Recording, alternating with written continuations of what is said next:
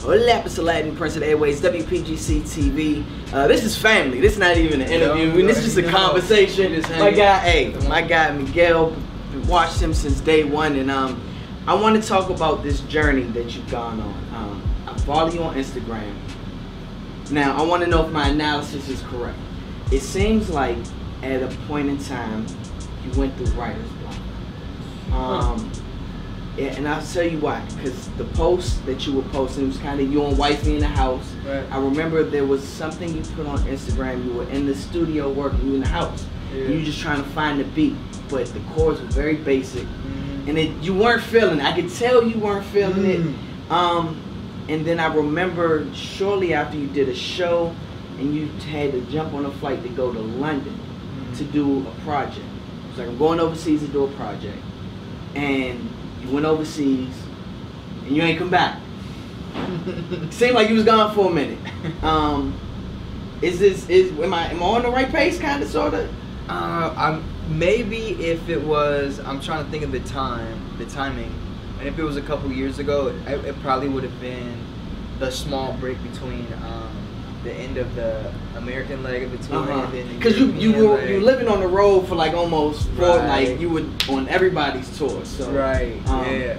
But yeah, it seemed like you went overseas and something clicked. And, well, definitely traveling always helps for some reason. Like it really does kind of just shake things up. You know, like any of like the, you know, you start to fall into your routine and when you get home, you're like, okay, cool. Like, and I need that actually. Like, I need structure, which has been really helpful to discover, right? But I think that time I was coming off of like the U.S. leg of the tour, and I was really trying to figure out how to be creative on the road and to stay creative on the road. It's like for me, it's still a challenge.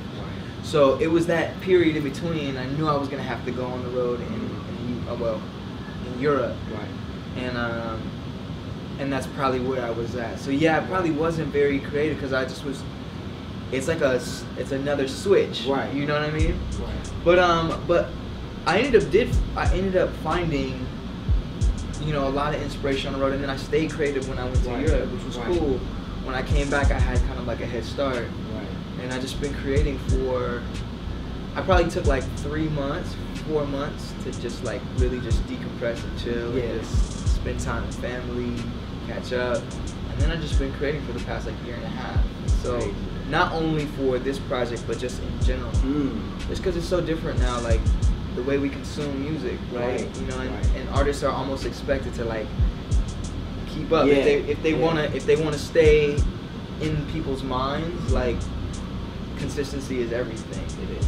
So knowing that the game has changed since the last time I released my last album, and even before that it had already changed, I had to really make a decision on how I wanted to return and the kind of the consistency of which I wanted to release music if I wanted to stay in the, you know, kind of in the forefront of people's minds in the game or whatever. Yeah, so I mean, it's been about 2 years that you've taken off? 2 years. So as an artist, I feel like since I've released music, I haven't taken off. That's facts. Still working, still collecting checks. Let's be clear, I wasn't chilling on my feet. I've definitely been creating. But sometimes you need that time to revamp and recreate. With everything moving so fast these days, but as an artist, you need that time. How do you balance that?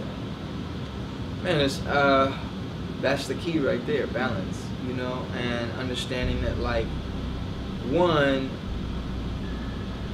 being inspired to create is, we stumble on inspiration, you know what I mean? It's like, if I waited for moments of being inspired, I don't know if I could call this a business. You know what I mean?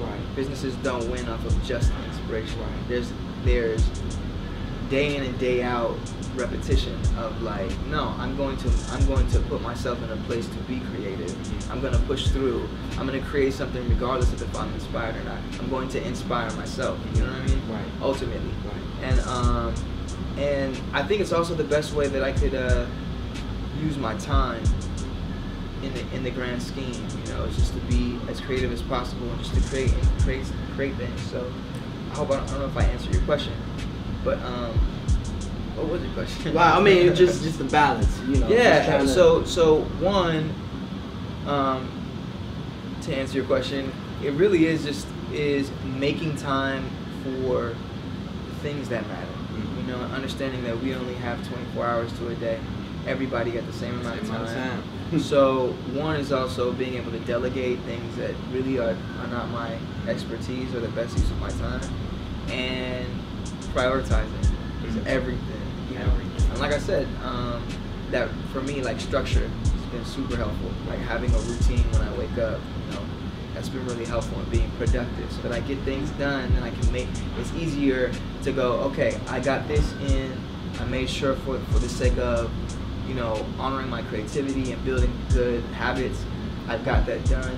Okay, now I can spend my time here with my family, with, you know, here with my friends, or this way, get inspiration, and then I can come back and do it again. It's dope. Yeah. Well, since we're on the subject of growth, it seems like vocally you've grown a lot as well. Thanks, man. How did you push yourself to continue to elevate your vocals?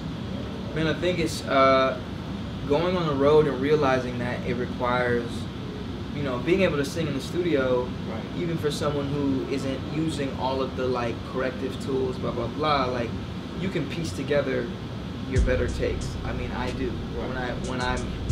When I'm recording, I'll do multiple passes, you know what I mean? And yeah, there'll be blocks of things, but you know, I'm cutting and pasting things from other takes. You know, that's productivity, right, you know? But when you get on the road, it's real. Then it's real time. And I'm not a back, you know what I mean? Like, when you come to my show, it's really me singing. Yeah. So if I'm on point or if I'm not, that's really me, you know? And I think when I realized that the road is really demanding, it was like, yeah, I need a vocal coach. Someone who's gonna make sure that I'm also singing from the proper place. And I think all of that strengthening really helped, you know? So, you know, I still got a lot of work to do, you know, trying to get better. Right. War and Leisure, December 1st. Can we talk about the artwork? Righteous. Man, is the picture with you I don't even know, are you jumping in the air, like the shadow? I'm floating. You're floating. Yeah. Now, I am a huge... Or falling, depending on how you want to look at it. Now, I don't know if you looked at the picture like I had, but I'm a huge Michael Jackson fan. The shadow looks exactly like Michael Jackson from Smooth Criminal.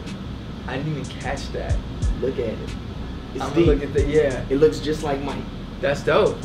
So maybe there's some subconscious. I don't know. What's there? No. No. The artwork is. I think it falls in line with the style of just, you know, who I am, and I think the artist that people know me to be. I'm kind of a dreamer in that way, you know, and often my album titles have a surreal quality about them. And so there is a like you said, like I said, I'm floating or falling depending on how you look at it, you know. And War and Leisure, the time that we're living in, sometimes we're kind of caught in the middle and we don't know which way we're going, you know. Are we really up or are we really down, you know? And I think some of that energy is what inform the artwork, you know. But there's a lot of layers of meaning there. I like to make my artwork and everything I do purposeful, you know. There's often a reason why I'm doing it. It may not be necessarily that I sat and thought about it, but it's just that wherever my head is at, it always ends up making its way out. So yeah. Okay. Any special features, anything on the album? Definitely features. It definitely features on the album. I mean, you already know Travis Scott's on the album. Okay. There's definitely a J. Cole feature. Okay. So okay. There's some more though too. All right. Well, finally, I caught up with her. Are you familiar with? Yeah, of course. Her? Yes. I asked her anybody that she could work with, dead or alive. Really, I've been wanting to collab with Miguel. Like, I've been a fan of his forever, and he's extremely talented.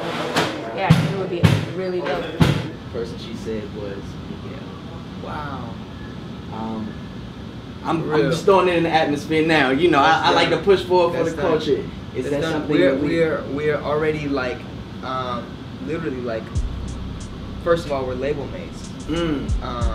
But second of all, like very, very close friends of mine and hers are good friends. We have close mutual friends, which I just found out a couple weeks ago.